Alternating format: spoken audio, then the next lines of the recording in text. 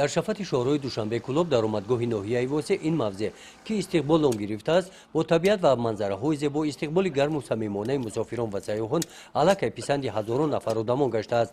барои бо самобуду зебо гардонидани ин мавзеъ бо иқдоми мақомоти иҷроияи ҳокимияти давлатии ноҳияи восеъ рӯзҳои истироҳатӣ ҳашари ноҳиявӣ гузаронида мешавад.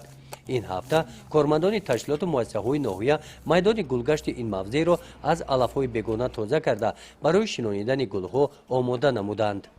дар ҳашар зиёда аз 100 нафар иштирок намуд.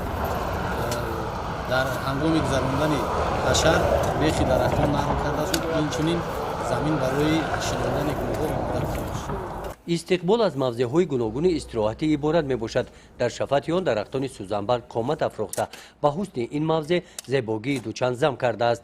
мавзеи истиқбол аз ҷониби корхонаи воҳиди давлатии хоҷагӣ манзилу коммуналии ноҳияи восеъ нигоҳубин карда шуда дар ободии он дигар ташкилоту муассисаҳои ноҳия саҳм гузоштаанд. гузориши хоҷа Назриев, Худойназар Зуҳуров аз ноҳияи восеъ барои барномаи иттилоотии Навид.